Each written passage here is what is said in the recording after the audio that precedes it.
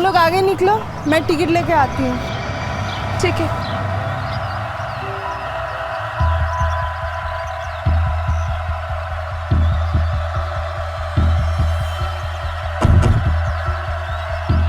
जल्दी दो, जल्दी दो।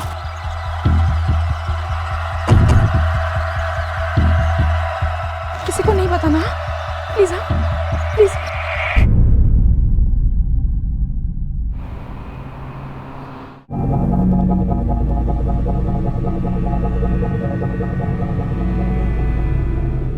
এই যে মহারানীরা, क्या जेठी माँ?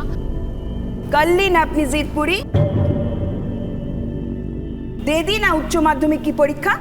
अब से मेरे और काकी माँ से घर काम के काज सीखो दोनों। बाबू जल्दी दो, जल्दी दो। किसी को नहीं बताना। ये टाइम तो अभी डांस क्लास की है ना? जो कि आज नहीं है। तुम्हारी टीचर बीमार है, उसका फोन आया था। जाओ आप जल्दी से कपड़े बदल कर आओ, जाओ जाओ।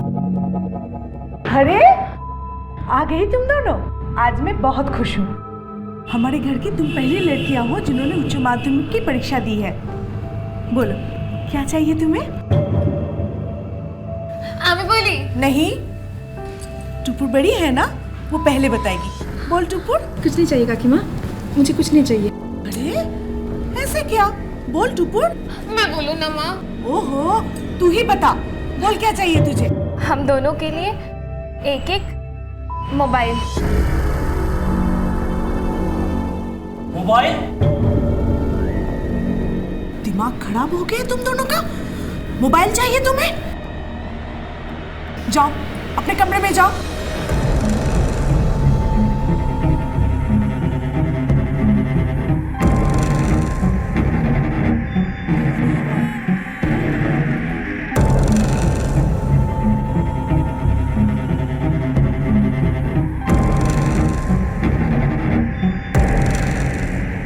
আপনি যে নাম্বারটিতে ডায়াল করেছেন বন্ধ আছে।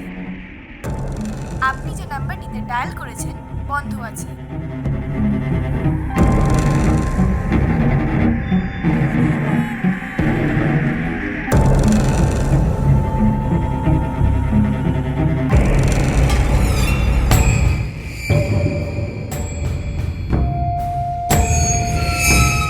लड़कियां कहाँ दिख नहीं रही?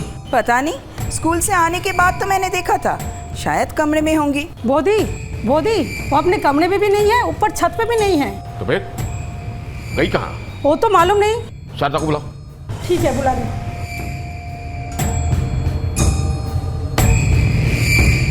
कहाँ लड़कियां? मालूम नहीं।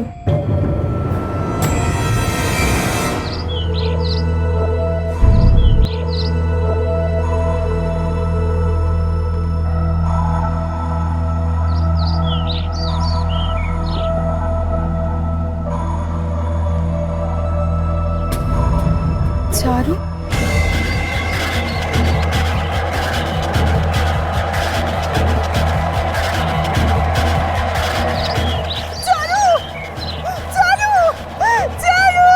Headquarter calling, inspector Mukherjee. Yes Mukherjee है। गंगा के घाट पे एक लड़की की लाश मिली है जिसकी उम्र लगभग 17-18 साल है।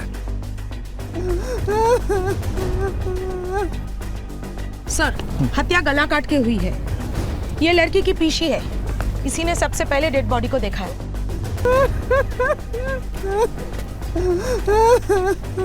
लड़की कौन है? सर, लड़की का नाम चारू है, पिता का नाम रणजय रॉय।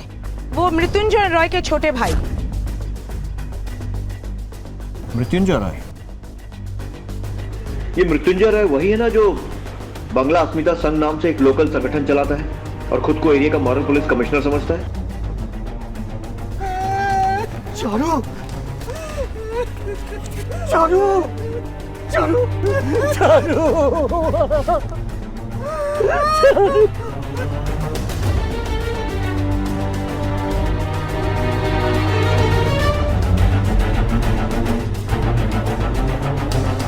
चारू आपकी बेटी है क्या?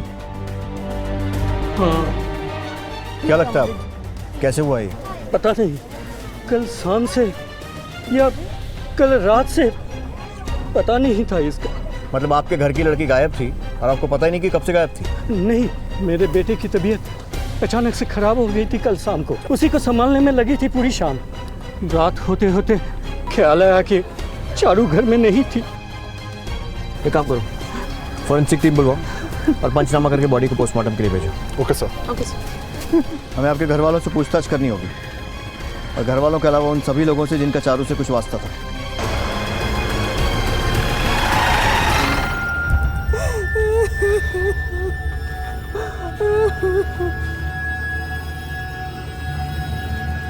दादा,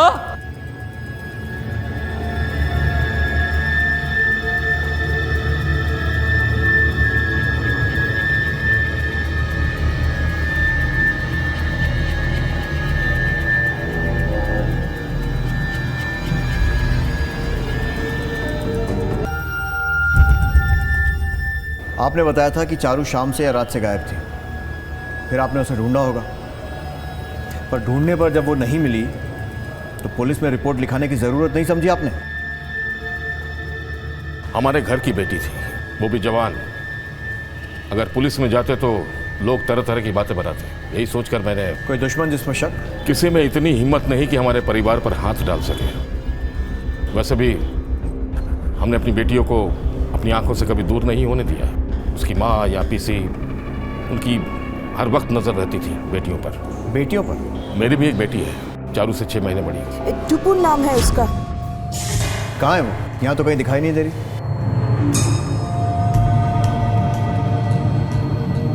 वो बर्दवान गई हुई है। हमारे गुरुजी हैं वहीं, उन्हीं के आश्रम में गई हुई है। अपनी बहन की मौत पर भी नहीं आई? हमने ही खबर नहीं दी। वो एक कठोर उपवास कर रही है 11 दिनों का। अब जो हो चुका सो उसके आने से तो कुछ बदलेगा नहीं, इसलिए मैंने उनके उपवास को खंडित करना उचित नहीं समझा। सर, पोस्टमार्टम रिपोर्ट में कुछ खास नहीं है। क्या लगता है सर, क्या हो सकता है? जिस तरह की फैमिली है, किसी दुश्मन का ही काम लगता है। दोनों भाई अपने संगठन के थ्रू मॉरल पुलिसिंग करते हैं। वैलेंटाइंस डे पर गिफ्ट शॉप या रोजेस की दुकान पर तोड़फोड़ कर देना, या फिर लवर्स पॉइंट पर जाकर लड़का लड़की पर हल्ला बोल देना। अच्छी खासी लिस्ट होगी दुश्मनों की, कोई भी कर सकता है। हाँ सर, आप सही कह रहे हैं। ये शायद कोई अपने का काम है। क्योंकि लड़की की बॉडी पर, हाथ पैरों पर कहीं भी स्ट्रगल के कोई निशान नहीं थे, और गले पर जो वार किया गया था वो भी एकदम क्लीन था, जैसे किसी ने चाकू रखा और चला दिया।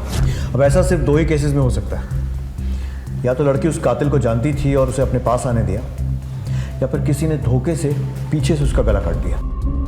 जिस 17 वर्षीय लड़की चारू की हत्या की तफ्तीश चल रही थी, उसे लेकर पुलिस को शक था कि उसकी हत्या एक ऑनर किलिंग का मामला हो सकता है। परिवार से पूछताछ करने पर बातों बातों में उसकी बहन टूपुर का नाम निकल कर आया, जो कि चारू से कुछ ही महीने बड़ी थी और उसके बहुत करीब थी। लेकिन परिवार वालों ने चारू की मौत की खबर टूपुर को नहीं दी थी, और उन लोगों ने ऐसा करने का जो कारण बताया था, वो कारण पुलिस के गले नहीं उतर रहा था। तो तुम दोनों ने उसे जाते हुए नहीं देखा? हाँ, टुपुर कहाँ है? वो तो बर्धमान में गई है, गुरुजी का आश्रम। बर्धमान गई हुई है, हमारे गुरुजी हैं। जाओ।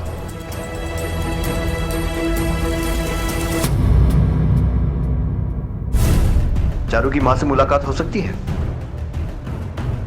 आई think you guys have to be a little patient. उसकी बेटी की मौत हुई है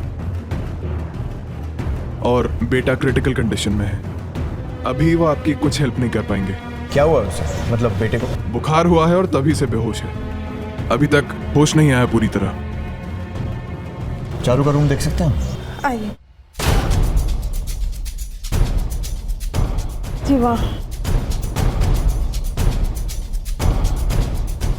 चेक करो अच्छी तरह।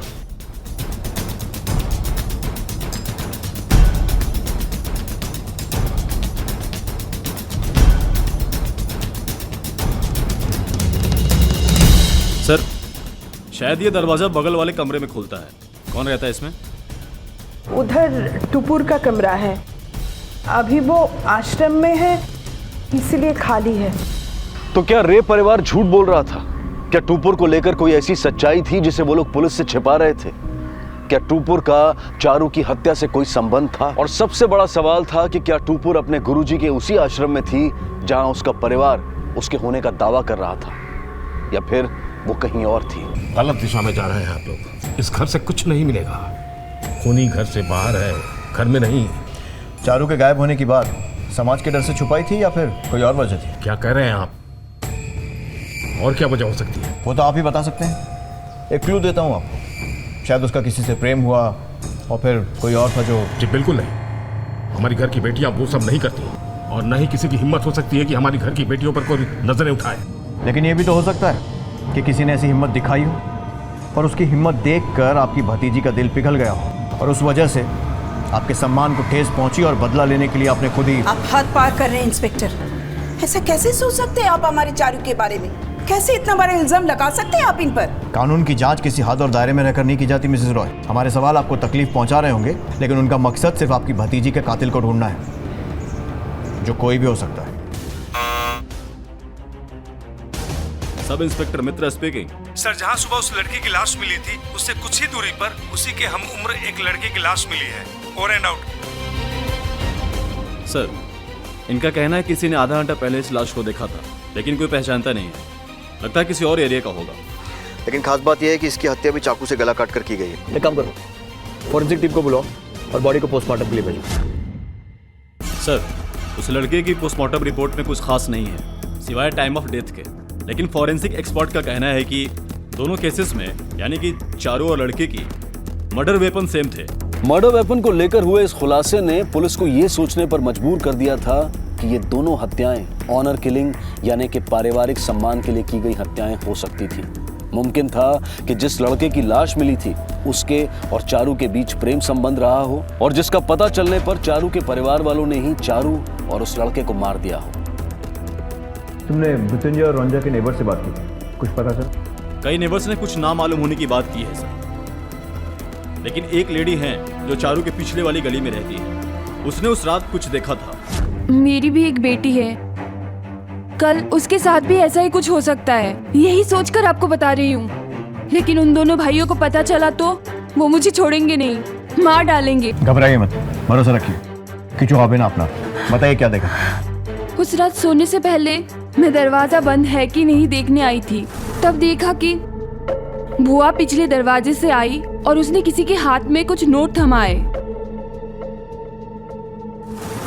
धन्यवाद सर। सुजाता की ऑनर किलिंग थ्योरी के बाद अब यही लग रहा है कि वो कोई और नहीं, चारू ही होगी। पीसी उन दोनों लड़कियों के साथ सबसे ज्यादा वक्त रहती थी और चारू ने उसे बताया होगा शायद अपने अफेयर के बारे में, और पीसी को मालूम था कि उनके भाई उन दोनों को कभी एक नहीं होने देंगे, इसलिए शायद उसको पैसा देकर घर से भगा दिया। लेकिन किसी तरह घर वालों को मालूम पड़ गया इन दोनों के बारे में और शायद उन दोनों को इसलिए मार दिया। इस पीसी से बात करनी पड़ेगी, लेकिन कहीं अकेले में।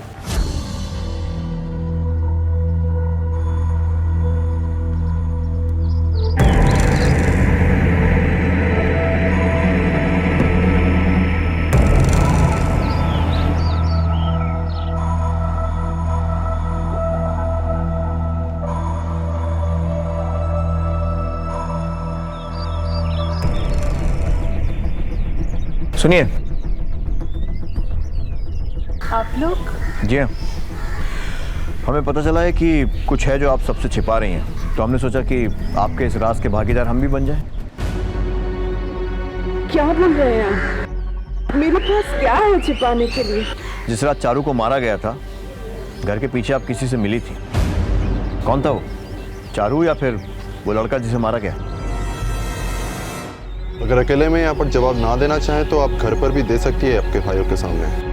नहीं, उन्हें मत बताइएगा। वो चारू नहीं थी, वो मेरा बेटा था। हमारे पुश्तैनी गांव में रहता है वो। कभी कभी आ जाता है मेरे पास। उसे कुछ पैसों की जरूरत थी, लेने आया था। लेकिन इस तरह रात के अंधेरे में सबसे छिपकर?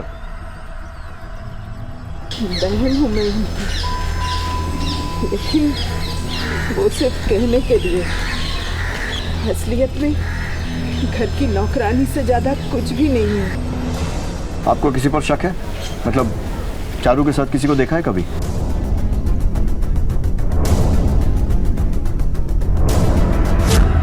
किसी को नहीं बताना प्लीज। हाँ प्लीज। क्या बात कर रहा था? हाँ? बाबू है ना तेरा नाम? शंकर मंडल का लौंडा? अब मैं क्या बात कर रहा था? हट! हट! ओए! ओए, रुक जा! एक बात सुन! अभी कभी भी इधर नजर आना तो जिंदा नहीं बचेगा, याद रखना। अपने भाइयों को ये बात बताई आपने? नहीं, बहुत गरीब घर का लड़का है। अगर भाइयों को बता देती तो वो उसे छोड़ता नहीं और ना ही उसके परिवार को। लेकिन इस बार ड्राइवर ने सब कुछ मृत्युंजय को बता दिया था। मालिक, आपको एक बात बताना था। हाँ बोलो।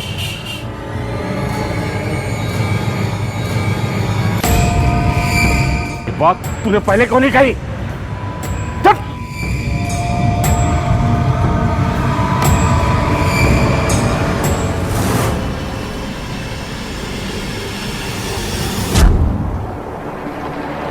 सुनो, मालिक अंदर है साहब। तुमसे बात करनी है मुझे। कहिए। जिस रात चारू गायब हुई थी और तूने अपने मालिक मृत्युंजय को बाबू मंडल के बारे में बताया था, उसके बाद कहाँ गए थे तुम लोग? कहाँ गए थे तुम लोग? कुछ पूछा मैंने। बाबू के घर में। क्यों मार? अरे मत छोड़ो मेरा बेटा। मारे मेरा बेटा। चारू कहाँ है? मुझे नहीं पता। बोल कहाँ है? सच में नहीं पता। चारू कहाँ है बता दे, वरना जान से मार दूंगा।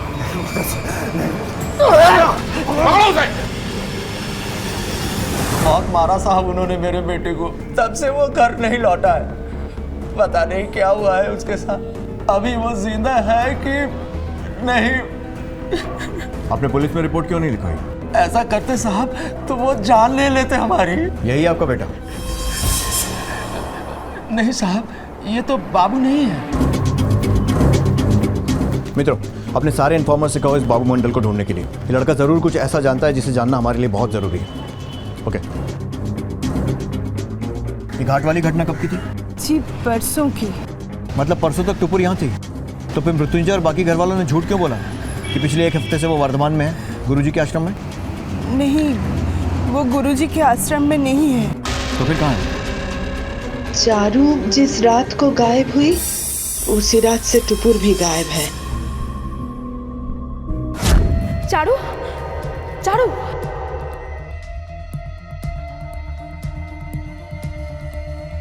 कौन? चारू कहाँ? चारू जी तो गई। कहाँ गई? मंदिर। कह रही थी कुछ अच्छा नहीं लग रहा है। ठीक है, मैं देखती हूँ। मैं आऊँ? नहीं, तू ये रुक। पर मुझे आना है। बाबा बोला ना, नहीं तू यही रुक। बाहर होने ठंडा है, ठंड लग जाएगी तुझे। वैसे भी तू हर दूसरे दिन बीमार पड़ जाता है। यही रुक। हाँ, यही रुक। चारू और टुपुर एक साथ गायब हुई थी एक ही वक्त में, तो फिर इनका परिवार इतना बड़ा झूठ क्यों बोल रहा था?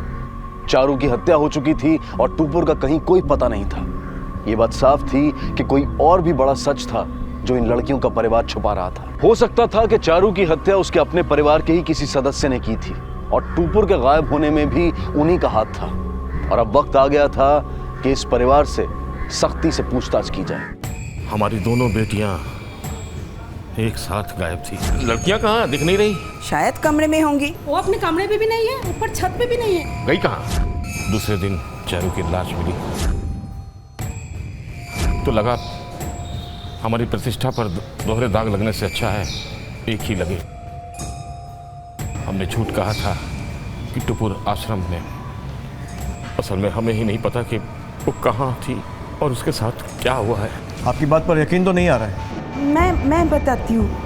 उस दिन अपने रोज के समय पर ही दोनों घर लौटी थी। कर ली ना अपनी जिद पूरी, दे दी ना उच्च माध्यमिक की परीक्षा।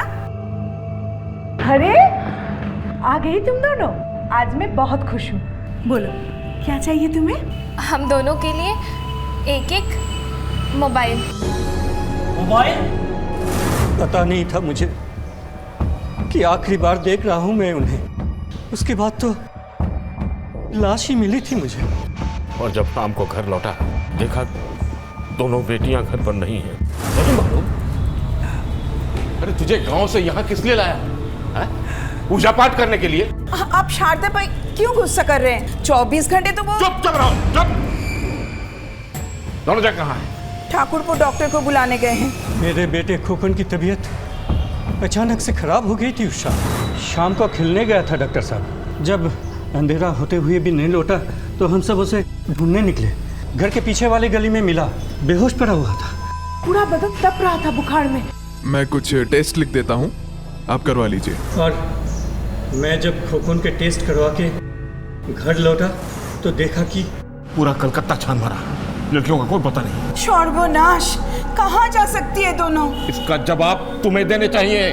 3-3 औरतें रहकर भी घर संभाल नहीं पाती। दादा अभी छोड़िए ना ये सब बातें, चलिए पुलिस में रिपोर्ट लिखवाते हैं। माथा खराब है क्या तेरा? पुलिस में रिपोर्ट लिखवाएगा ताकि पूरे समाज को पता चल जाए कि हमारी जवान बेटियां घर से गायब है। अगर वो सब न सोचकर आप लोगों को खबर कर दी होती तो शायद हमारी बेटियों के साथ ये सब न हुआ होता। दीदी क्यों कटा गया मेरा दीदी का? क्यों कटा गया मेरा दीदी का? क्यों कटा गया मेरा दीदी का? मेरे बेटे खोखन बहुत गहरा सदमा लगा है उसको अपनी दीदी की मौत का। होश में तो आ गया है लेकिन बार बार एक ही बात दोहरा रहे हैं, क्यों काटा है मेरे चारू दीदी का गला? जब चारू की मौत की खबर लगी तब खोखन बेहोश था, उसने चारू की डेड बॉडी भी नहीं देखी है। फिर वो ऐसा क्यों कह रहा है? Maybe you are right. मैं खुद था उसके पास पूरा टाइम, वो बेहोश था और सडनली उसकी तबीयत के बिगड़ने का कोई रीजन नजर नहीं आया मुझे, जबकि सारी रिपोर्ट्स नॉर्मल थी उसकी।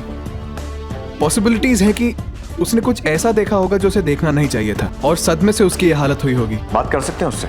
सीधे इस हालत में बेहतर है मैं एक चाइल्ड साइकियाट्रिस्ट बुला लेता हूँ।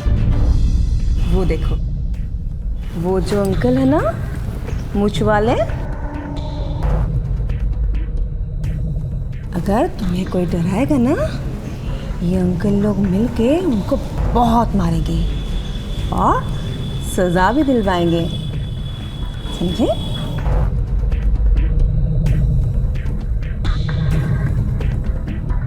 मेरी भी एक छोटी बहन थी और जब मैं छोटी थी ना, उसका भी किसी ने गला काट दिया था मेरे ही सामने। लेकिन मैं घबराई नहीं, मैं सीधा जाके पुलिस के पास गई और उसको सजा दिलवाई। क्या तुम नहीं चाहते तुम्हारा चारू दी का जिसने गला काटा उसको सजा हो? हम सब मिलके ना उसको सजा दिलवाएंगे। लेकिन उसके पहले तुम्हें हमें बताना होगा उस दिन तुमने क्या देखा था, किसने काटा था चारू दी का गला? बताओ बताओ बेटा। उस दिन टुकुर जी ने चारू दी का गला काट दिया, चाकू से उन्हें मार डाला।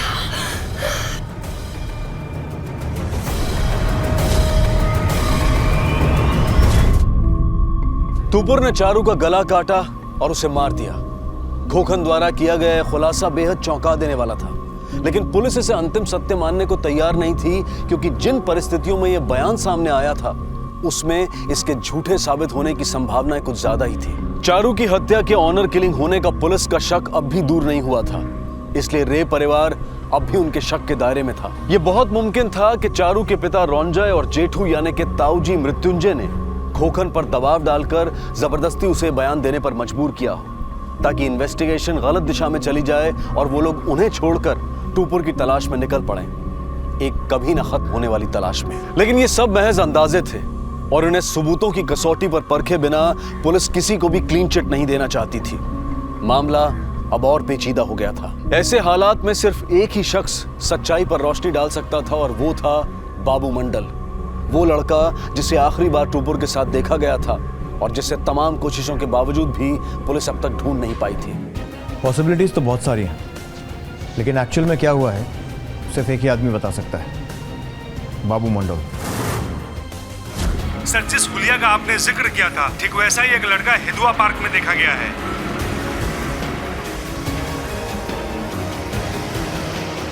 बाबू अलौसी का दुकान में है।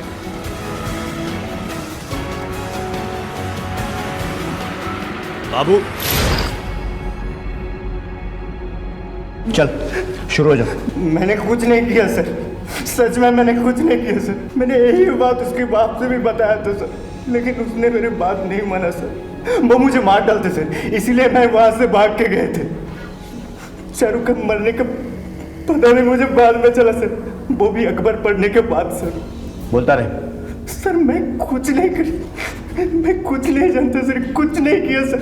अब मेरा यकीन कीजिए सर, मैं सच बोल रहा हूँ सर आपको। ओ हाँ सर, एक बात याद आया। वो टुपुर के कहने से मैंने एक प्रेगनेंसी किट ला के दी थी सर, बस। Pregnancy kit?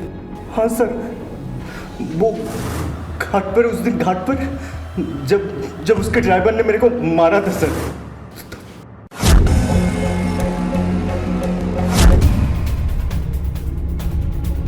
बताइए तो सही क्या बात है, ऐसे कैसे आप? अभी पता चल जाएगा। अच्छी तरह कमरे की तलाशी लो। Okay sir.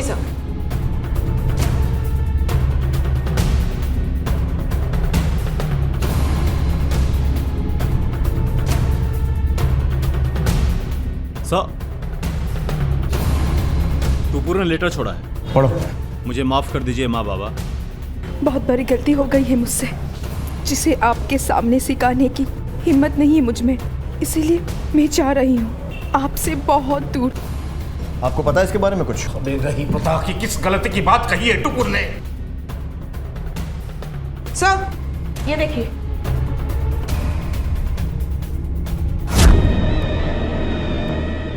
वाइन। दिमाग खराब हो गया तुम दोनों का? मोबाइल चाहिए तुम्हें? सर डायल और रिसीव में वही सेम नंबर है। लग तो रहा है कोई लोकल नंबर है। डायल करो। जी सर। सर नंबर यूज भी नहीं है। और ट्राई करो और पता करो किसका नंबर है। ठीक से चेक करो, कुछ और भी मिलेगा। Okay sir.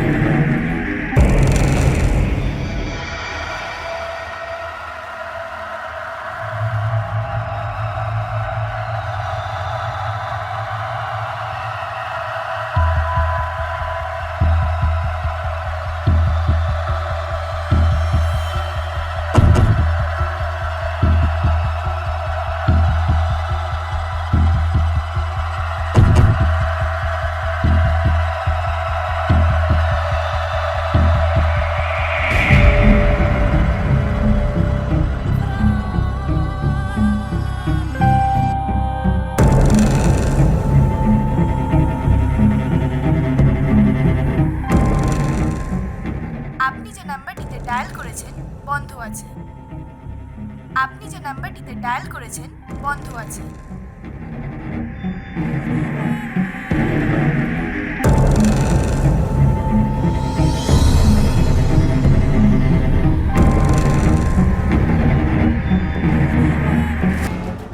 क्या है? Pregnancy kit.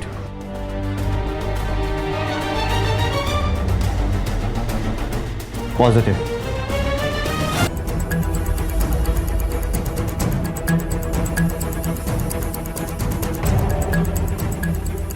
ये वाला सर। सर टुपुर के मोबाइल में जो नंबर मिला है वो इसी म्यूजिक टीचर के भाई जयंतो के नाम पर रजिस्टर्ड है। जयंतो। जी हाँ मैं ही हूँ, पर बात क्या सर? टुपुर का मुझे नहीं पता सर, वो तो मेरी दीदी से डांस सीखती है। अच्छा, टुपुर से फोन पे बातें क्यों करता था? बोल, सीधे सीधे बोल, क्या किया उसके साथ? सर टुपुर और चारू आई थी यहाँ पे मरने वाली रात से पहले, लेकिन सर वो दोनों चली गई थी और उसके बाद मुझे नहीं पता सर उन दोनों के साथ क्या हुआ। टुपुर और चारू दोनों क्या आई थी यहाँ? उन दोनों से रिलेशन था मेरा, मगर मैं उन दोनों से एक को लेकर भी सीरियस नहीं था, बस टाइम पास। मैंने बहुत कोशिश की उनसे पीछा छुड़ाने की, लेकिन सर वो दोनों मुझसे चिपक गई थी, मान ही नहीं रही थी रिश्ता तोड़ने के लिए सर। और इसलिए दोनों को मार दिया? नहीं सर, मैंने नहीं मारा सर। मैंने एक प्लान बनाया, वायरल हो ही रहा था मुझे। मैंने दीदी से कहा मुझे गांव छोड़ दे, लेकिन सर मेरी तबीयत खराब है ये सुन के वो दोनों यहाँ चली आई थी और मेरी सारी सच्चाई खुल गई थी सर। क्यों जयंतो, तुम तो कहते थे कि तुम कभी नहीं जाओगे छोड़ के मुझे, शादी करोगे मुझसे, तो फिर क्यों? मैं मजबूर हूँ चारू, जाना ही होगा मुझे, और कोई रास्ता नहीं है मेरे पास। प्लीज जयंतो, प्लीज ऐसा मत कहो, मैं जी नहीं पाऊंगी तुम्हारे बिना। तुमने कहा था ना हम लोग शादी करेंगे, घर बसाएंगे। चलो मेरी बात सुनो, तुम्हारे बिना जी नहीं पाऊंगी, छोड़ करना।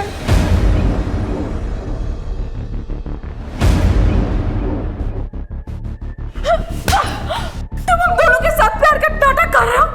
हाँ? नहीं मरे गिरे हुए इंसान हो तुम, जयंतो।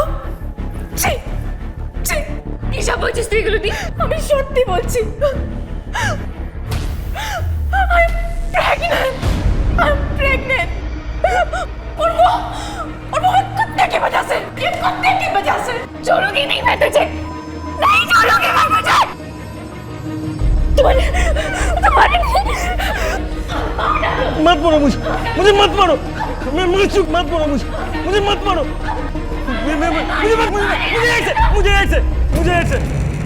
मुझे एड्स है। क्या?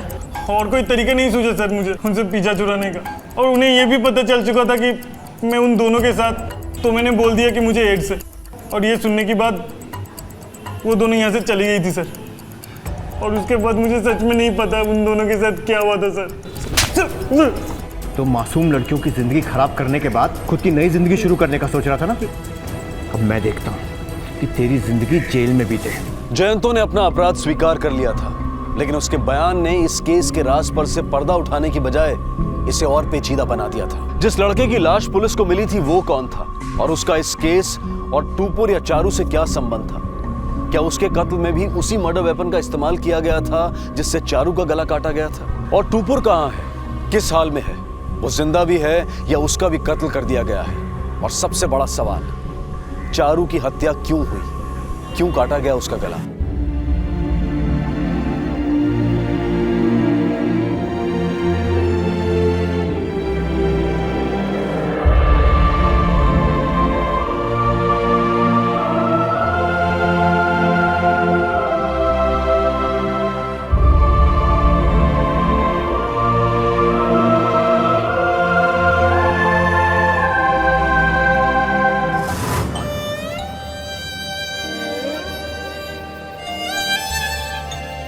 जयंतो को इससे मतलब हमें भी घर में आके सबको पता चल गया तो वो मर जाएंगे वो सबके सब मर जाएंगे। तो हम क्या करें अभी? वही जो मैं करना चाहिए, मर जाना चाहिए। हाँ चारू, हाँ मर जाना चाहिए हमें, और कोई रास्ता बचा नहीं है हमारे पास। अपने परिवार की प्रतिष्ठा को बचाने का यही एक तरीका है चारू, बस। और वैसे भी हमें तो मरना ही है ना, कोई इलाज नहीं है इस बीमारी का, कोई इलाज नहीं है। तो फिर क्यों ना अभी चारू, क्यों ना अभी? हाँ चारू, हाँ क्यों ना अभी? मुझे नहीं होगा, नहीं मुझे नहीं होगा, अभी बाहर बोलो, मुझे नहीं होगा ना, अभी बाहर बोला नहीं।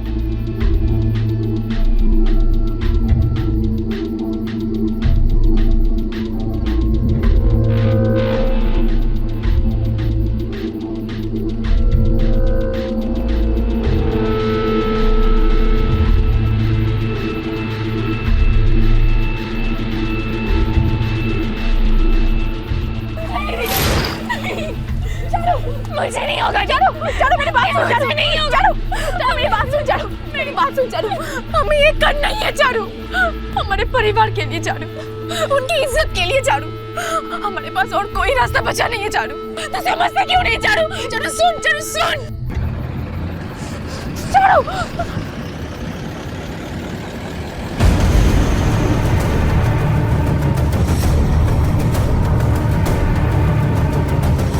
मैं समझती हूँ दीदी, मैं समझती हूँ, लेकिन ये काम मुझसे नहीं होगा।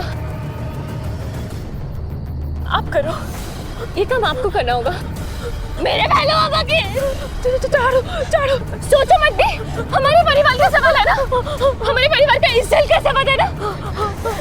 मेरे पहले होगा कि मार डालो मुझे, मार डालो।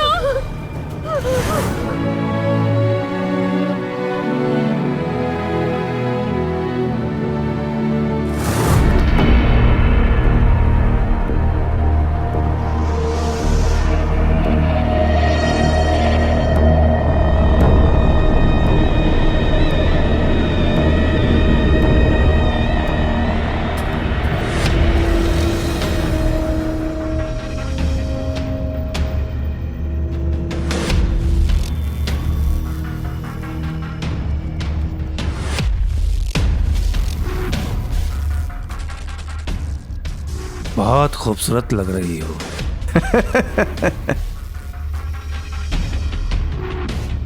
चल कपड़ा उतार। क्या कर रहे हैं? हाँ? मुझे एड्स हुआ है, मुझे एड्स हुआ है। मालूम है, मुझे एड्स हुआ है। सर, दानापुर थाने से इंफॉर्मेशन आई है कि वहाँ सड़कों पे एक पागल लड़की बोलती घूमती रहती है कि उसे एड्स है। शायद वो लड़की टुपुर हो सकती है। मृत्युंजय और रंजन को खबर करके वहां पहुंचने बोला। चलो। Okay sir.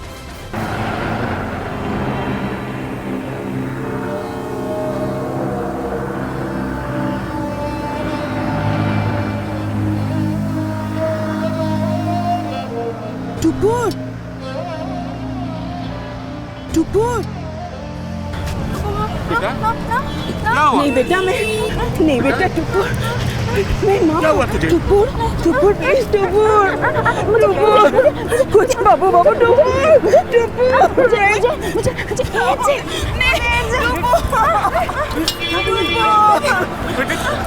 कहाँ जा रही है तू? नहीं बेटा, नहीं। क्या कह रही तू? टुपुर, कुछ नहीं हुआ बेटा, टुपुर सोना। आखिरकार पुलिस की मेहनत और उनकी लगातार कोशिशों की वजह से चारू की हत्या की इस गुत्थी को सुलझा लिया गया और टुपुर को भी ढूंढ लिया गया। टुपुर अपना मानसिक संतुलन खो चुकी थी, इसलिए उसे चारू की हत्या के लिए दंडित नहीं किया जा सकता था। अदालत के निर्देश पर उसे मानसिक चिकित्सालय भेज दिया गया ताकि उसे सही इलाज मिल सके। जिन लोगों ने उसका अपहरण किया था और उसे कैद में रखकर उसके साथ बलात्कार किया था, उन्हें भी पुलिस ने ढूंढ लिया है और उन पर इस वक्त मुकदमा चल रहा है। चूंकि टुपुर गर्भवती थी, इसलिए उसके परिवार ने अदालत से उसके लिए दया की गुहार लगाई, जिसे स्वीकार करते हुए अदालत ने बच्चे के जन्म से 3 महीने पहले टुपुर को अपने परिवार के साथ रहने की इजाजत दे दी ताकि ऐसे नाजुक वक्त में उसकी सही देखभाल हो सके। थोड़ा सा खा ले बेटी, थोड़ा सा बेटा, थोड़ा सा। अच्छा, अपने लिए नहीं तो अपने बच्चे के लिए थोड़ा सा खा ले। नहीं खाना, थोड़ा सा खा ले बेटी प्लीज, थोड़ा सा खा ले। अच्छा बोल, लड़का होगा या लड़की? लड़की। लड़की हुई तो क्या नाम रखेगी? चारू।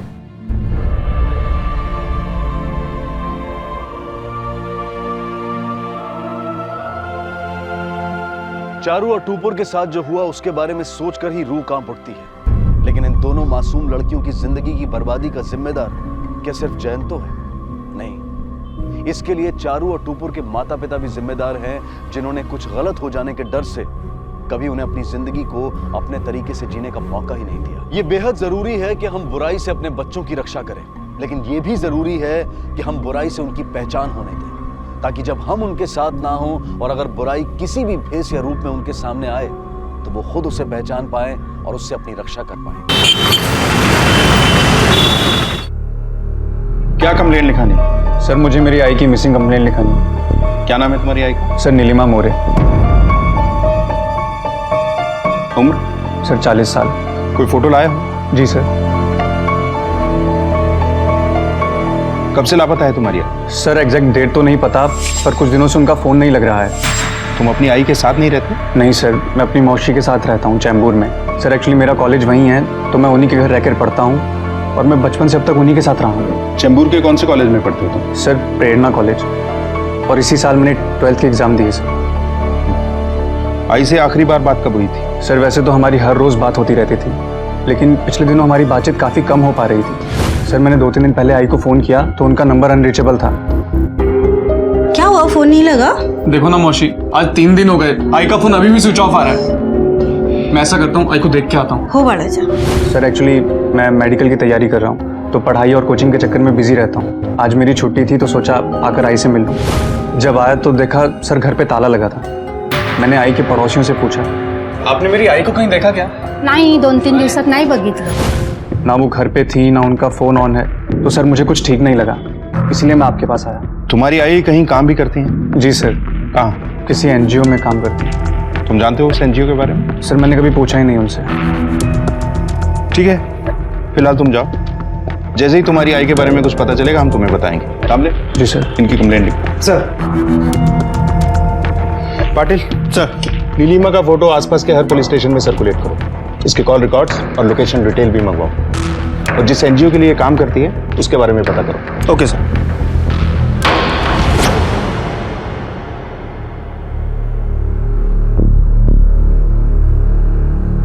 आई, मैंने जय की मम्मी से एडवांस के बारे में बात कर लिया है और शायद कल तक मिल भी जाएगा। आई, काय झालं? तू ठीक तो है ना? तेरे बाबा का फोन आया था। उन्होंने क्यों फोन किया? अब क्या चाहिए उनको? और 6 सालों बाद उन्हें अपनी बीवी और बच्चे की याद कैसे आ गई? उन्होंने हमारे साथ जो कुछ भी किया उसके लिए वो बहुत शर्मिंदा है। शर्मिंदा है या उस औरत ने लात मारकर निकाल दिया उन्हें? किस पर भरोसा कर रही है? उस आदमी पर जिसने बार बार हमारे भरोसे का कत्ल किया है। बाळा, कभी कभी इंसान को अपनी गलतियों का एहसास होता है, और ऐसे में अगर वो इंसान अपनी गलतियों का प्रायश्चित करना चाहे तो उसे एक मौका देना चाहिए ना। कोई मौका देने की जरूरत नहीं है। वो इस घर में नहीं आएंगे मतलब नहीं आएंगे, और ये फैसला मैंने आज नहीं किया है, उसी दिन कर लिया था जिस दिन वो हमें छोड़ के चले गए थे। वो दिन तो याद है ना तुझे? अरे रुकिए ना। क्या? 16 साल हो गए हमारी शादी को, 14 साल की बच्ची है हमारी। आज तक आपसे कुछ नहीं बोली। मैं ये सोचती थी कि आप चाहे रात किसी के भी साथ बिताइए, लेकिन सुबह होते तो घर आते। लेकिन आज आप उस बाजार औरत के साथ रहने जा रहे हैं, अपनी बीवी और बच्ची को छोड़ के। मेरी जो मर्जी होगी करूंगा, मेरे रास्ते में मत आ।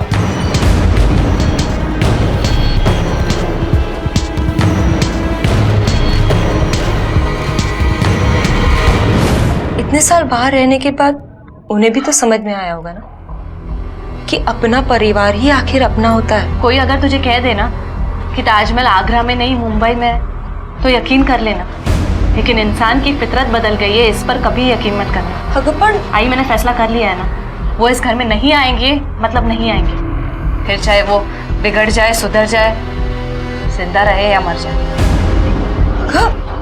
अगर आई। नमस्कार, आदाब। क्राइम पेट्रोल डायल 100 में आप सबका स्वागत है। कहते हैं कि जिंदगी एक अद्भुत पहेली है जिसका हल निकालते निकालते हम सबको बहुत कुछ सीखने को मिलता है। जिंदगी की इस पहेली को हर कोई अपने तरीके से सुलझाने की कोशिश करता है, और हर एक की कोशिश यही होती है कि इस पहेली का उत्तर अच्छा और आनंददायी ही निकले। लेकिन जिंदगी की इस पहेली का हल अगर किसी बात पर निर्भर करता है तो वो है इसी जिंदगी में किए गए हमारे कर्म और इसे संवारने की हमारी मेहनत। कभी कभी इसी पहेली में कुछ लोग जिंदगी में इतने भटक जाते हैं कि उनके हाथ कुछ नहीं लगता, ना तो चैन से जी पाते हैं और ना ही दूसरों के जीवन में खुशियों का योगदान दे पाते हैं, और अपने साथ साथ दूसरों की बर्बादी का सबब भी बन जाते हैं। मुंबई के बोरीवली इलाके में पुलिस के सामने एक ऐसा पेचीदा केस आया जो सामने से देखने में एकदम सीधा साधा लग रहा था, लेकिन तहकीकात के दौरान एक उलझी हुई पहेली बन गया। सर ये रही नीलिमा की लास्ट लोकेशन और कॉल रिकॉर्ड की डिटेल्स। तो उनका फ़ोन लास्ट टाइम गुराई खाड़ी के पास 16 अक्टूबर दोपहर तक एक्टिव था, उसके बाद से फ़ोन स्विच ऑफ जा रहा है। ठीक है, इस लास्ट लोकेशन पे एक टीम सर्च के लिए भेजो।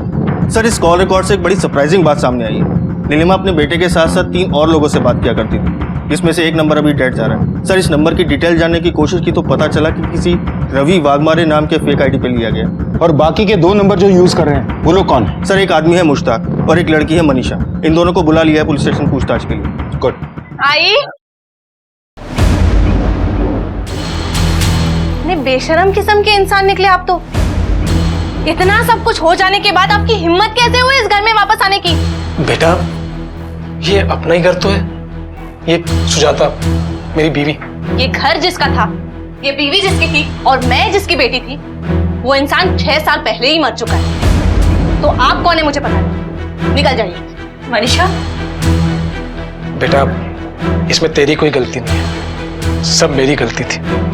और मैं मानता हूँ बेटा, और मुझे एक मौका तो मिल। कितने मौके चाहिए आपको? जब 6 सालों से मेरी माँ शादीशुदा होते हुए भी एक विधवा की जिंदगी जी रही थी, जब मैं 6 सालों से अनाथ की जिंदगी जी रही थी, आपने हमें बहुत टॉर्चर कर लिया। लेकिन आपने मुझे आपकी कोई बात नहीं सुननी। बेटा, मुझे अब निकल जाइए यहाँ से। एक दफा अपनी बात निकल जाइए, दोबारा इस घर में वापस मत आना। बेटा,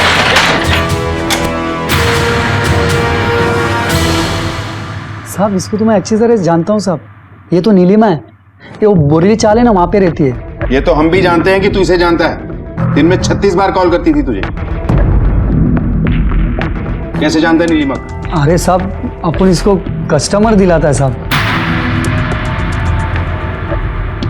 कस्टमर? हाँ साहब, ये धंधा करती है साहब। अभी से नहीं, 20 साल से साहब। बीच में पता नहीं उसको क्या हो गया। ऐसी इज्जत की जिंदगी जीने का मौका हमारे पास नहीं मिलता। मैं सब धंधे से दूर जाना चाहती हूँ। अरे इतने लंबे समय तक जितना अच्छा धंधा तेरा चल रहा है ना, उतना किसी का नहीं चलता है। कब तक ऐसे कटी पतंग की जिंदगी जीऊं मैं? कोई सहारा भी तो चाहिए ना। हाँ, एक बार धोखा हुआ था, क्योंकि उस आदमी ने मेरे बेटे मुकेश को अपना नाम देने से इनकार किया। लेकिन इस बार नहीं, इस बार एक बढ़िया मौका मिला है मुझे सब कुछ सुधारने का, एक सुकून की जिंदगी जीने का, एक नई जिंदगी। अरे लेकिन नीलिमा, मैं कस्टमर लोगों को क्या जवाब दूंगा?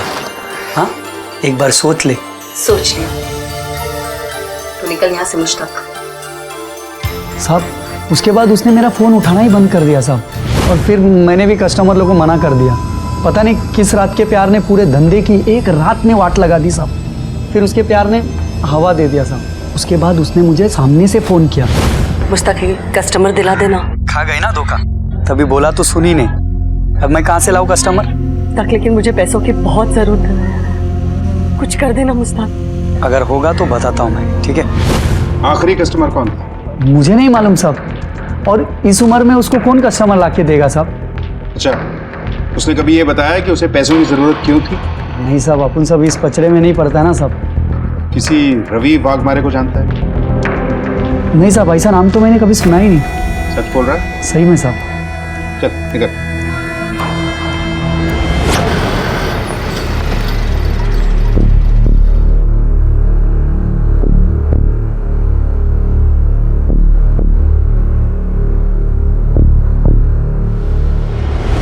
हाँ सर, मेरा मिलना हुआ था नीलिमा जी से। एक्चुअली मेरे कॉलेज का प्रोजेक्ट था, जिसकी वजह से मैं ऐसी औरतों का इंटरव्यू कर रही थी जो पैसों के लिए कॉम्प्रोमाइज़ करती हूँ। उनके बारे में जान रही थी ताकि मैं अपना प्रोजेक्ट कंप्लीट कर पाऊँ, एक रिसर्च टाइप। अपनी रिसर्च के दौरान जब आप नीलिमा के साथ थी, तब आपको ऐसा लगा कि उन्हें कोई परेशान कर रहा है, या उन्होंने कभी खुद जिक्र किया हो कि उन्हें अपनी जान का किसी से खतरा है? नहीं सर, ना ही मुझे ऐसा लगा और ना ही उन्होंने शेयर किया मेरे साथ। इनफैक्ट जब मैं उनसे मिली तब उन्होंने ये काम छोड़ दिया था। वो किसी एनजीओ के लिए काम कर रही थी, कोई एनजीओ जो फीमेल वेलफेयर के लिए काम करता है। अच्छा, किसी रवि वाघमारे के बारे में सुना आपने? नहीं सर, ऐसा तो कोई नाम नहीं सुना। Okay, thanks for coming. आप जा सकते। Thank you sir. सर, मुझे लगता है धंधे में वापस आने की बात नीलिमा सबसे छुपा रही थी। मुश्ताक उसे कस्टमर दे नहीं रहा था, तो हो सकता है नीलिमा कस्टमर्स को डायरेक्ट अप्रोच कर रही हो। पाटिल, हो सकता है ये रवि नाम का नंबर इसी दौरान नीलिमा के कांटेक्ट में आया। गोराई खाड़ी के आसपास के लॉज और होटल में पता करो। हो सकता है नीलिमा किसी कस्टमर के साथ वहां गई। Okay sir.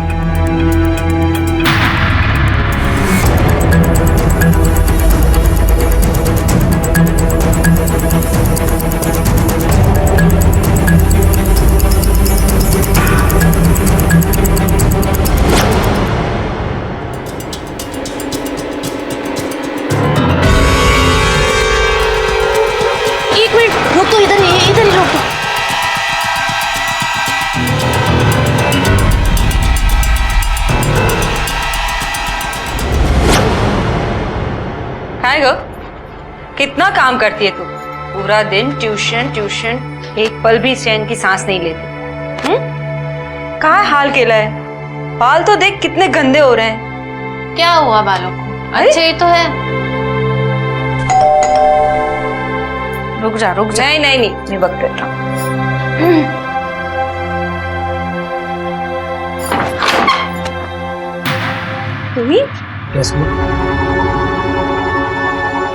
अरे प्रॉब्लम क्या है आपकी? क्यों बार बार यहाँ चले आ जाते हो? चाहिए क्या आपको? मुझे मेरा परिवार वापस चाहिए बेटा। कौन सा परिवार? हमारी तरह और भी परिवार होंगे ही आपके, वहाँ क्यों नहीं चले जाते? या किसी ने घास नहीं डाली अभी तक? मनीषा, ये ना कल सुधरे थे, ना आज सुधरे हैं और ना कल सुधरेंगे। हम तुला दाखवतो। ये आजी का फोटो है। तुझे दिखाना नहीं चाहती थी? तेरी आंखों पे जो पट्टी लगी है ना, उसको निकालने के लिए तेरा ये देखना जरूरी है।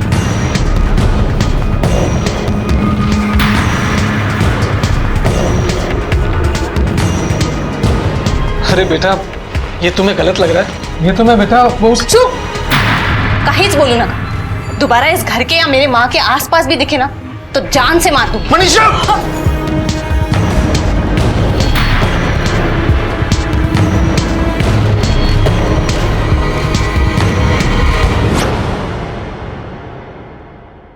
बाळा, काय झालंय तुला? आजकल गुस्से में तू किसी की नहीं सुनती। आई प्लीज, तो उनको मेरी नजरों से दूर ही रखा था। मेरा उनसे कोई लेना देना नहीं है। उन्हें देखकर ना मुझे वो सारी बातें फिर से याद आती है। मेरी जो मर्जी होगी करूंगा, मेरे रास्ते में मत आ, ये तो पेट्रोल छिड़क के आग लगा दूंगा। आज इतने सालों बाद उनका कोई सहारा नहीं है तो उनको फैमिली की याद आती है। आज इतने सालों हम सबसे दूर रह के उन्हें ये तो समझ में आ ही गया है कि अपने परिवार से दूर होके उन्होंने कितनी बड़ी गलती की है। उनका उस औरत से मन भर गया होगा और अय्याशी करने के लिए पैसे खत्म हो गए होंगे। अब बीमारी पकड़ेगी तो कोई तो चाहिए ना देखभाल करने के लिए। तेरी शादी हो जाएगी, तू ससुराल चली जाएगी, तब मेरी देखभाल कौन करेगा? मैं। और कौन करेगा? मतलब अपने ससुराल में रह के तू मेरी देखभाल कैसे करेगी? मैं उसी लड़के से शादी करूंगी जो तुझे भी माँ सम्मान प्यार देगा, तेरी भी उतनी ही केयर करेगा और हम दोनों को कभी अलग नहीं करेगा।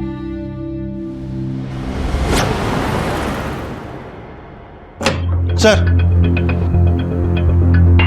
उस मुश्ताक का फोन आया था, उसके पास नीलिमा से जुड़ी खबर है। कैसी खबर? सर उसका कहना है इन दिनों राखी नाम की एक लड़की के साथ नीलिमा को देखा गया था। ये राखी भी नीलिमा की तरह इसी धंधे में शामिल है। सर दोनों का काफी बार झगड़ा भी हुआ है। कहाँ रहती है ये राखी? 3 डोंगरी चौक। इस राखी से चल के पूछताछ करते हैं, शायद कुछ पता चले।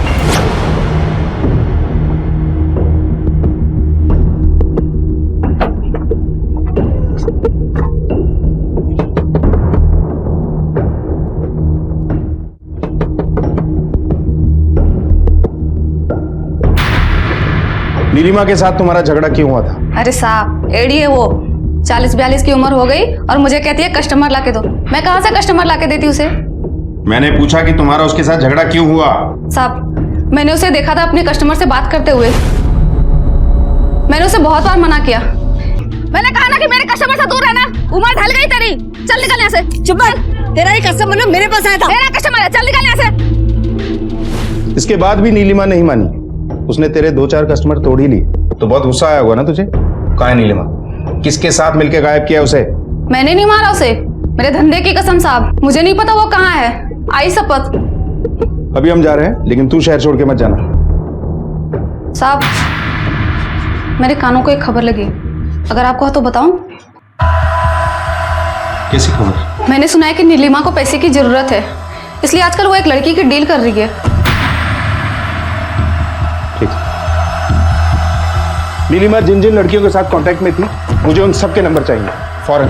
Okay sir.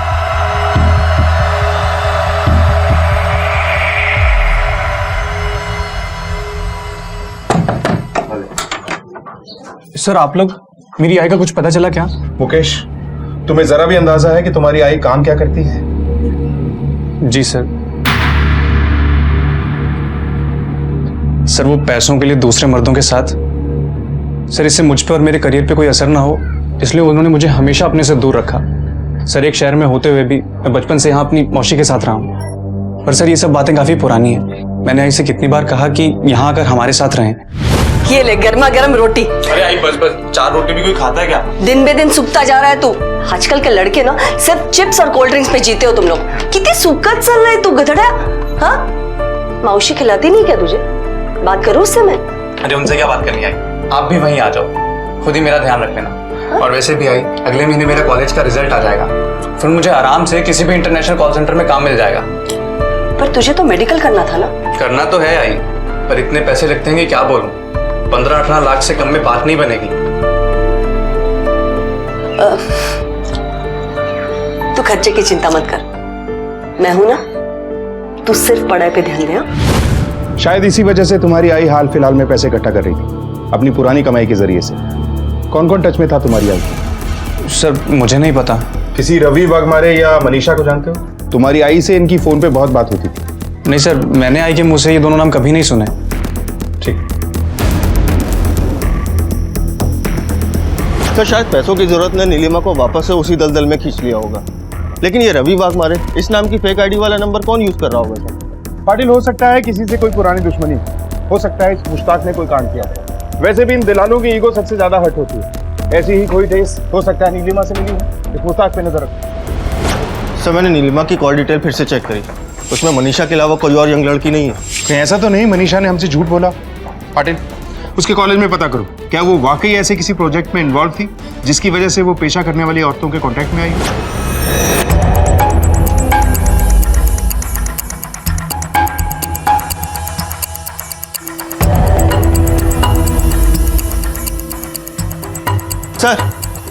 सर मैंने कॉलेज अथॉरिटी से बात की थी। सर वहाँ के टीचर्स और स्टूडेंट का कहना है कि मनीषा ऐसे किसी भी प्रोजेक्ट में इन्वॉल्व नहीं थी जिसमें उसको देह व्यापार से जुड़ी औरतों से मिलना पड़े। सर इनफैक्ट वो तो रेगुलर कॉलेज भी नहीं जाती थी, कॉरेस्पॉन्डेंस के थ्रू अपनी पढ़ाई पूरी कर रही थी। पाटिल, यकीनन मनीषा ही वो लड़की थी जिसका सौदा होने वाला था, और रवि वाघमारे की फेक आईडी पे जो नंबर लिया गया उसे वो तीसरा आदमी इस्तेमाल कर रहा होगा जिसकी दिलचस्पी थी मनीषा को खरीदने में। चलो मनीषा के घर चलो। सर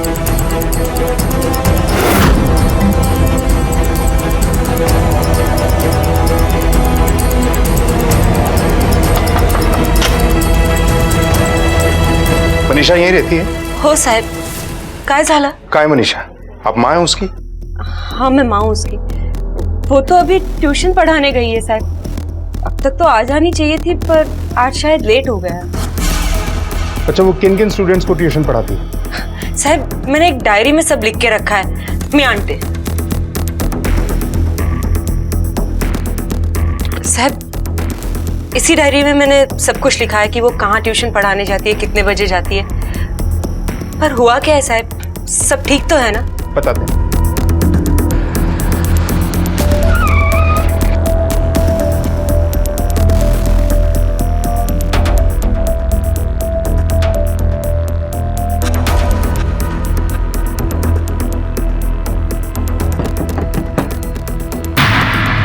जी हमें मनीषा के बारे में जानकारी चाहिए। क्या मनीषा आज आपके बेटे को ट्यूशन पढ़ाने आई थी? नहीं सर, वो तो 2-3 दिन से नहीं आई। जब मैंने उसको फोन किया था तो वो बोल रही थी कि वो बीमार है। अच्छा, आखिरी बार कब बात हुई थी आपकी उससे? कल ही बात हुई थी उससे सर मेरी। सर मनीषा जिन जिन जगह ट्यूशन पढ़ाने जाती थी वहाँ उसने झूठ कह रखा था कि वो बीमार है, लेकिन उसकी माँ को यही लगता था कि वो ट्यूशन पढ़ाने जाती है। वहीं दूसरी ओर जब वो हमें मिली तब भी उसने झूठ कहा कि वो नीलिमा से किसी प्रोजेक्ट के सिलसिले में मिली थी। अब सर इन सारे झूठों के बाद तो एक ही बात साफ होती है कि दाल में काला नहीं बल्कि पूरी दाल ही काली है। पाटिल, मनीषा का कॉल डिटेल और लोकेशन चेक करो। आसपास के हर पुलिस स्टेशन में इसका फोटो सर्कुलेट करो। मुझे लगता है लोकेशन की डिटेल से हमारी आधी पिक्चर तो क्लियर हो ही जाएगी। जरूर नीलिमा की लास्ट लोकेशन पे इस मनीषा का फोन भी एक्टिव मिलेगा। जहां नीलिमा का सच पुलिस के लिए शॉकिंग था, वहीं उसकी गुमशुदगी कई सवाल लिए खड़ी थी। अपने बेटे को आगे पढ़ाने की चाह में और एक नई जिंदगी जीने की उम्मीद में वो अचानक कहां गायब हो गई थी। दूसरी तरफ मनीषा की कोई खबर नहीं थी। मनीषा को अपना पिता सुनील फूटी आंख नहीं सुहाता था। आखिर क्या कनेक्शन था मनीषा और नीलिमा के बीच? ये दोनों एक दूसरे के कांटेक्ट में कब, कैसे और क्यों आई थी? कहीं मनीषा की गुमशुदगी के पीछे उसके रिश्तों की कड़वाहट तो नहीं थी? पुलिस मनीषा और नीलिमा दोनों की खोज में लगी थी। सर आपका शक सही निकला। सर 16 अक्टूबर को मनीषा का फोन की लोकेशन ठीक उसी खाड़ी के पास थी जहाँ पे नीलिमा के फोन की लास्ट लोकेशन थी। बट एक बात तो क्लियर है, ये नीलिमा और मनीषा के तार जुड़े हुए हैं। सर हो सकता है पहले नीलिमा ने अपने आप को अंडरग्राउंड किया हो और उसके बाद मनीषा को किसी के हाथों बेच दिया हो। पाटिल फौरन इस नीलिमा के नाम का रेड अलर्ट जारी करो और इसका बेटा मुकेश उसका फोन टैप करो और अपना एक कांस्टेबल उसके पीछे लगा दो। उसके पल पल की मूवमेंट पे नजर रखो। Okay sir. हेलो, हाँ बोला। क्या सर? पेट्रोलिंग टीम को एलटी रोड नाले के पास एक लाश मिली है।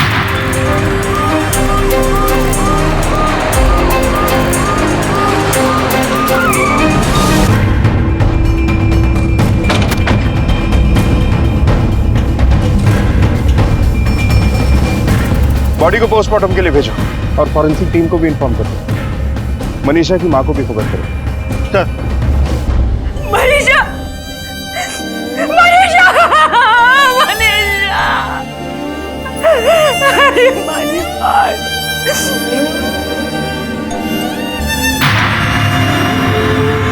सुजाता जी, हम जानते हैं कि सवाल जवाब करने के लिए सही समय नहीं है।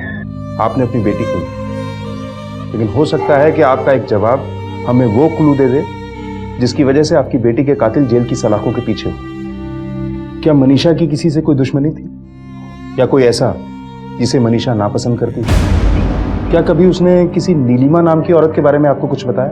बाजी, मनीषा अपने आप में खुश रहने वाली और अपने काम से काम रखने वाली लड़की थी। पढ़ाई और ट्यूशन के अलावा उसका दिमाग कहीं चलता नहीं था। किसी से ज्यादा घुलना मिलना उसे बिल्कुल पसंद नहीं था। एक फिक्स ऑटो वाला था, उसी की रिक्शा में वो आया जाया करती थी, पर काम खत्म करते ही वो तुरंत घर आ जाती थी। शायद फिक्स रिक्शा वाला? मनीषा कहीं भी उसी के साथ आया जाया करती थी। उसका नाम अमित है। कोई और ऐसा जिसे मनीषा नापसंद करती हो? सुनील, मनीषा के बाबा सुनील, उनसे मनीषा की कभी नहीं बनी। इतना जबरदस्त झगड़ा हुआ था उन दोनों में। मनीषा ने सामान के साथ सुनील को घर से बाहर कर दिया था। सुनील का तो हाथ भी उठ जाता, पर उन्होंने अपने आप को रोक दिया। ये सुनील कहाँ रहता है?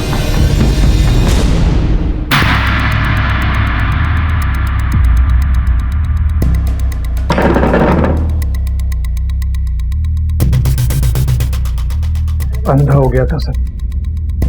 मैंने जो गलती की, भगवान वो किसी और से ना करे। उस औरत के लिए मैंने अपनी बीवी को छोड़ दिया, अपनी बेटी को छोड़ दिया, और सर उसी औरत ने मुझे धोखा दिया। उसके बाद ही मुझे समझ आया। लेकिन सर मनीषा नहीं चाहती कि मैं उनकी जिंदगी में वापस आऊं। उसने मुझे घर से धक्के देके निकाल दिया। सोचा था सर इतने सालों की नफरत है कम हो जाएगी, लेकिन हुई नहीं और उसने मुझ पे हमला करवा दिया।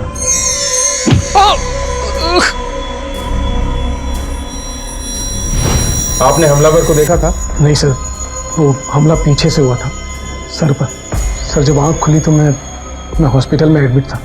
और सर जब मैंने इस बारे में मनीषा से बात की तो उतर के हाथ जोड़ता हूँ, पाँव पड़ता हूँ, बेटा मुझे एक मौका दे दे बेटा, मैं तुम लोगों के बिना नहीं रह सकता बेटा। अगर दोबारा मेरी आई की जिंदगी में या मेरे घर में आने की कोशिश की तो मैं पुलिस में कंप्लेंट कर दूंगी कि आपने मेरा रेप करने की कोशिश की। फिर जिंदगी भर हवालात में सड़ते रहना। वो बहुत जुनूनी लड़की थी सर, कुछ भी कर सकती थी। इसलिए तुमने एक बार में ही उससे छुटकारा हासिल कर लिया? नहीं सर मैं उससे बहुत प्यार करता हूँ, मेरी बच्ची है सर मैं उसे क्यों मारूंगा? और फिर सर वो गलत भी तो नहीं थी। मेरे ही पाप मेरा पीछा नहीं छोड़ रहे। चलो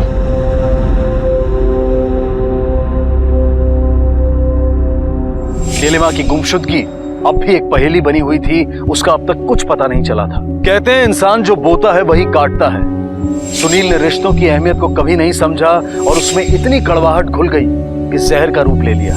सुनील पर हुआ हमला क्या एक सच्चाई है या फिर ये एक नाटक है? जैसे जैसे केस आगे बढ़ रहा था कई खुलासे हो रहे थे, लेकिन कुछ राज अब भी ऐसे थे जो सर छिपाए हुए थे। पुलिस ने कोई दिशा नहीं छोड़ी। सर ये सुनील तो पूरा दिवालिया हो चुका था। इसे उस घर में शेल्टर चाहिए था जो कि मनीषा के रहते पॉसिबल था नहीं। हो सकता है इसी वजह से उसने उसे अपने रास्ते से हटा दिया। पाटिल ये सुनील मनीषा से कनेक्टेड था और मनीषा नीलिमा से। चलो मान लेते हैं कि सुनील ने ही मनीषा का कत्ल किया, तो नीलिमा कहाँ है? उसकी लास्ट फोन लोकेशन से भी हमारे हाथ में कुछ नहीं लगा। इस सुनील की कॉल और लोकेशन डिटेल्स निकालो, इस पे अच्छे से नजर रखो। इसकी दिनचर्या क्या है, कहाँ जाता है, किस किस से मिलता है, इसके हर मूवमेंट को ट्रैक करो।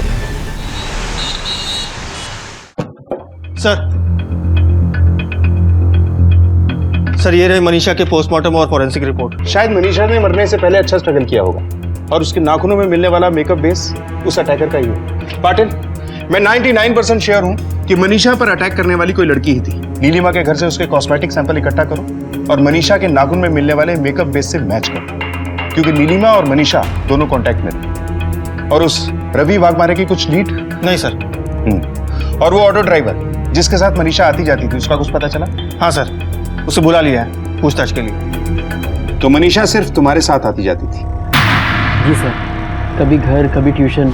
उनको जब भी ऑटो की ज़रूरत होती थी वो मुझे फ़ोन कर देती थी, मैं उनको वहाँ से पिकअप करके उनको जहाँ जाना था वहाँ ड्रॉप कर देता था। सिर्फ तुम्हारे साथ ही आती जाती थी? तो कभी उसकी किसी से कोई ऐसी झड़प हुई जिसकी वजह से कोई उसे जान से मार दे? सर गुस्सा तो उनके नाक पर ही रहता था, पर दिल की बुरी नहीं थी बेचारी। अरे वाह, तो तुमने BMS किया हुआ है, फिर तुम ये रिक्शा क्यों चला रहे हो? मैडम, मेरे आगे पीछे कोई नहीं है, ना माँ बाप ना कोई और।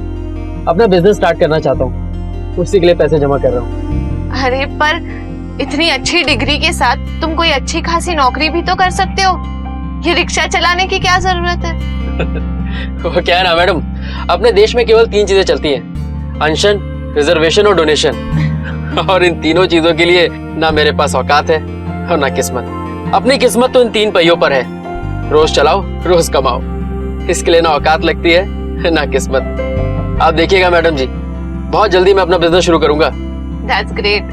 अगर कोई हेल्प की जरूरत पड़ी तो जरूर बता देना। सर वैसे तो किसी के घर की बात ऐसे बतानी नहीं चाहिए, लेकिन पिछले कुछ दिनों से जब भी अपनी माँ से फोन पे बात करती थी, अपने पिताजी को लेके बहुत परेशान लगती थी। आई तो फिर से वो लेके बैठ गई। आई मैं तुझे दोबारा बता रही हूँ, वो मेरा बाप नहीं है। क्या हुआ मैडम, कुछ प्रॉब्लम है क्या? तुम अपने काम से काम रखो, वरना मैं दूसरा ऑटो कर लूंगी। अच्छा, तुमने कभी मनीषा को गोराई खाड़ी के आसपास छोड़ा या कभी आना जाना हुआ? नहीं सर, गोराई खाड़ी के पास तो कभी जाना नहीं हुआ। उनके सारे ट्यूशंस लिंक रोड या SV रोड पे ही थे।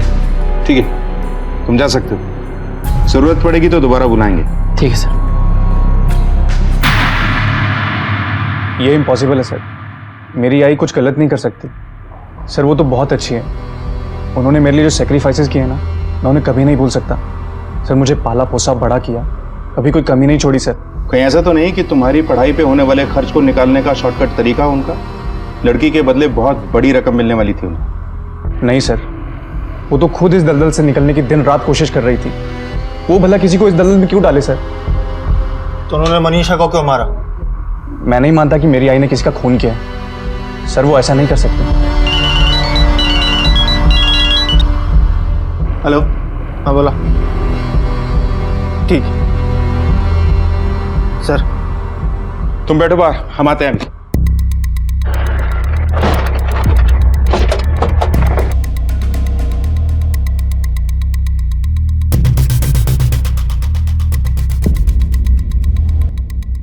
विक्टिम की बॉडी देखकर लगता है कि ये भी नीलिमा की उम्र की ही होगी। बॉडी को पोस्टमार्टम के लिए भेजो और नीलिमा के बेटे मुकेश को आइडेंटिफिकेशन के लिए बुलाओ।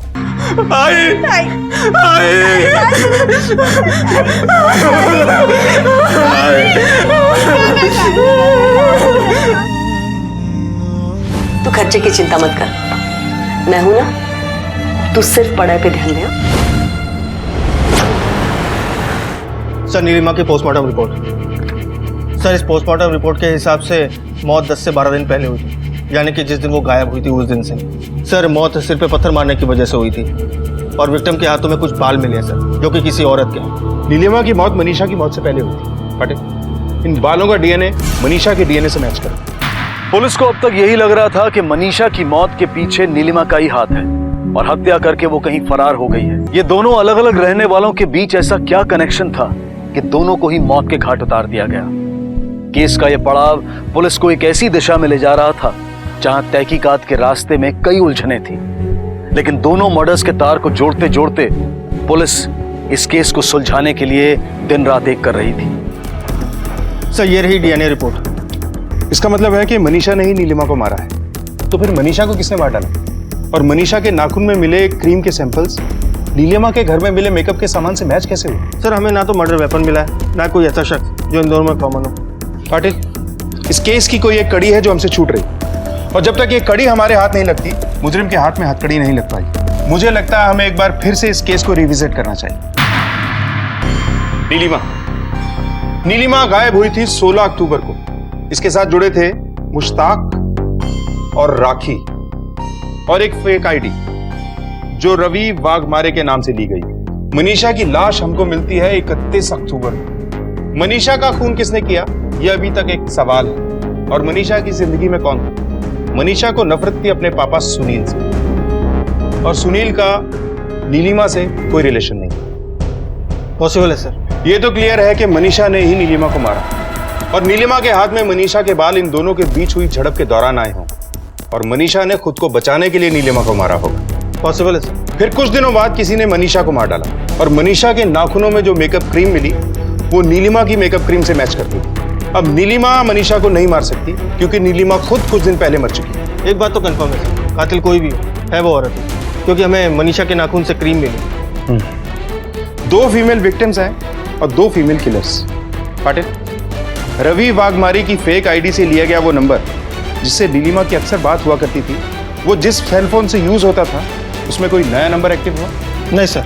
पाटिल, उस नंबर की डिटेल्स एक बार फिर से चेक करो। उस नंबर से किन किन लोगों से बात हुई, किस किस लोकेशन पे वो एक्टिव था, सब चेक करो।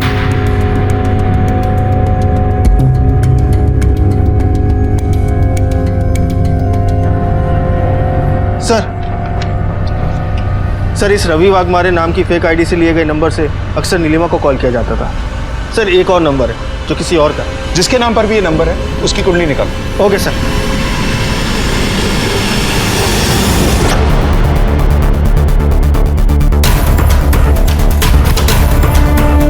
रिया राजपूत कौन है? वो रिया। क्या हो? Yes sir. रवि वाघमारे को कैसे जानती हो? सर मैं किसी रवि वाघमारे को नहीं जानती। 44457 इस नंबर से बहुत बार बात होती है तुम्हारी। सर मुझे सारा दिन में इतने सारे कस्टमर्स के कॉल्स आते हैं कि मैं क्या बताऊं। ये भी कोई कस्टमर ही होगा, मैं किसी को नाम से नहीं पहचानती। हाँ इसके इतने सारे कॉल्स आए हैं तो ज़रूर इसकी डिलीवरी थोड़ी लेट से हुई होगी। अपना सेल फोन दो।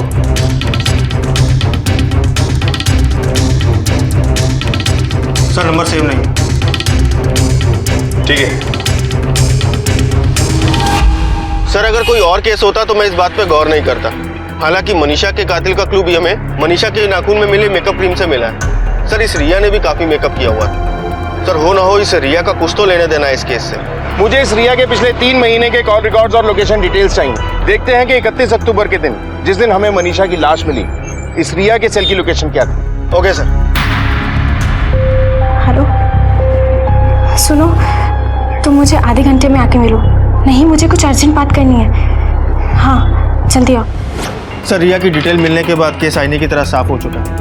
31 अक्टूबर को मनीषा का फोन जिस लोकेशन पर एक्टिव था और उसका मर्डर हुआ था, ठीक उसी जगह उसी वक्त रिया का फोन भी एक्टिव था। फौरन इस रिया को अरेस्ट करते हैं।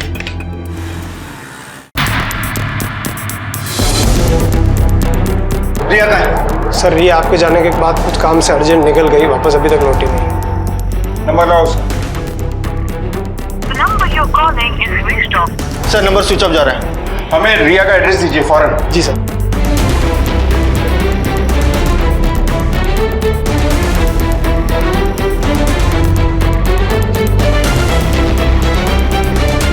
कौन सा घर है? सर ये वाला। सर रिया तो थोड़ी देर पहले ही घर से निकली है। अरे तू कहाँ जा रही है? मौसी की, उनकी तबीयत ठीक नहीं है। कहाँ रहती है उसकी मौसी? सर हम दोनों 2 साल से एक साथ ही रहते हैं। मुझे बस इतना पता है कि वो अनाथ है और तलाकशुदा है। मुझे कभी उसने अपने मुंह से नहीं बोला कि इसका कोई यहाँ रिलेटिव या रिश्तेदार यहाँ रहता है। कितना वक्त हुआ ऐसे निकले हुए? आधे घंटे से ऊपर हुआ सर। चलो।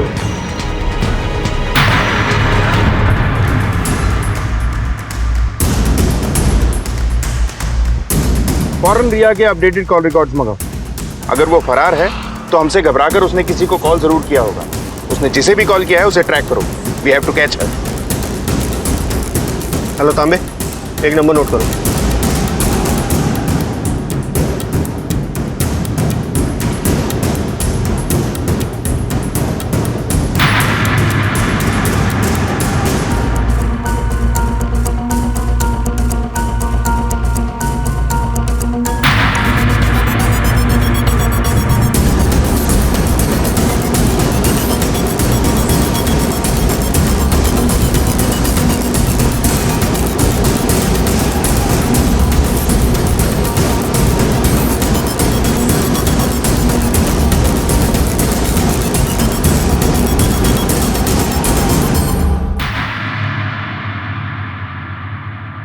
क्या हुआ सर? मोबाइल दे।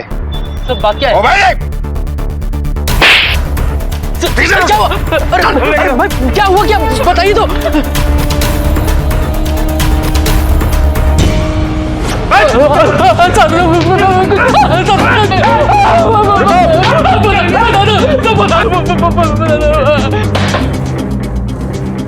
बोल, क्या खिचड़ी पक रही थी?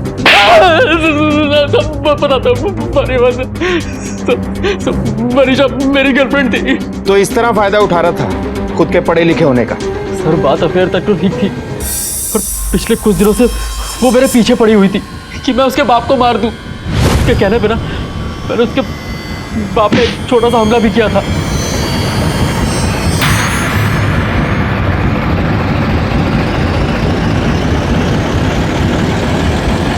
सर अमित और मैं पिछले 3 महीनों से रिलेशनशिप में थे। हम दोनों ने तय किया था कि हम शादी करेंगे, लेकिन वो मनीषा अमित को बहुत परेशान कर रही थी। उसके पीछे हाथ धोकर पड़ी थी, उसे पाना चाहती थी। इनफैक्ट मैंने मनीषा को समझाया भी, लेकिन वो समझी ही नहीं। अमित तुम इसे बताओ तुम मुझसे कितना प्यार करते हो और हमारी शादी होने वाली है। अमित बोलो ना इसे जाने के लिए, कौन है ये और हमारे बीच में क्यों आ रही है? तुम बोलो इसे। मैं बीच में नहीं आ रही, तू बीच में आ रही है। अमित सिर्फ मेरा है। अब चुपचाप पतली गली से निकल ले, वरना ऐसा हाल करूंगी ना तो याद रखेगी, समझी? तू क्या करती है मैं तुझे दिखाती। और नीलिमा, उसे क्यों मारा? नीलिमा? सर मैं किसी नीलिमा को नहीं जानती। सर मेरा यकीन कीजिए, मैं सच बोल रही हूँ।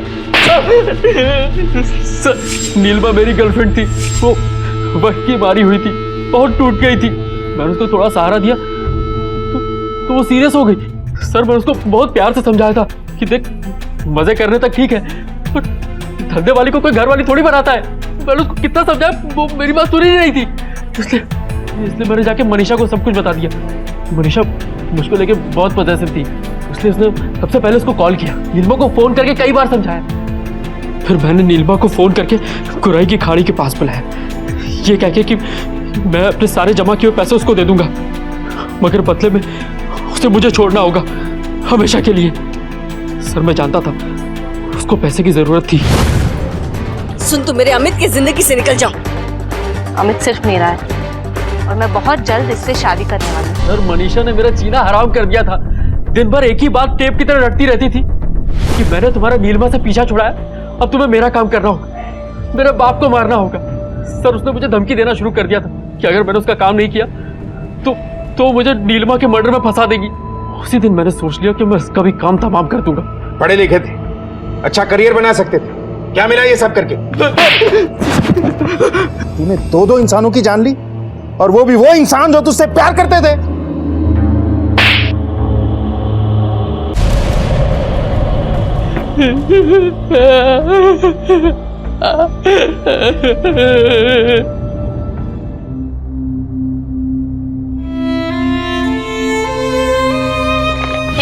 तुझ्यासाठी कितनी सुंदर साड़ी है, बहुत महंगी होगी ना? इतना पैसा क्यों खर्च किया? तूने जिंदगी में बहुत कुछ देखा और सहा है, तब तो मैं कुछ कर नहीं पाई, लेकिन अब मैं तुझे वो सारी खुशियां देना चाहती हूँ जो तू डिजर्व करती है। जिंदगी की पहेली को सुलझाने में जिंदगी ही बर्बाद कर ली। दुनिया की सबसे जटिल और रहस्यमय रचना है इंसानी दिमाग।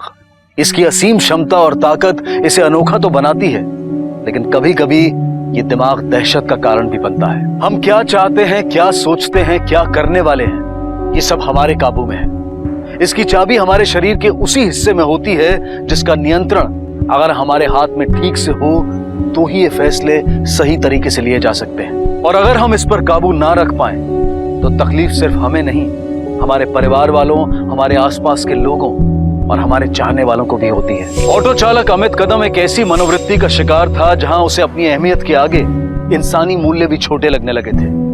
नीलिमा कभी इस नर्क में नहीं फंसना चाहती थी, लेकिन अपने बच्चे की खुशी और उसके उज्जवल भविष्य के लिए वो इस नर्क से गुजरने को तैयार हुई। और अपनी बेटी को खोने के बाद उसकी मां सुजाता के आंसू अब भी नहीं थमे हैं। याद रखें कि गलत मकसद से चुना गया रास्ता हमें गलत मंजिल तक ही ले जाता है, और वो मंजिल एक ऐसी मंजिल होती है जिसके आगे जिंदगी दम तोड़ देती है। इसी विचार के साथ अब मैं अनूप सोनी आपसे विदा लेता हूं। फिर मुलाकात होगी अगले एपिसोड में एक और चौंका देने वाले केस के साथ। तब तक अपना और अपने परिवार का ख्याल रखें और देखते रहें क्राइम पेट्रोल डायल 100। सबक एक को, सीख हम सबको। जय हिंद।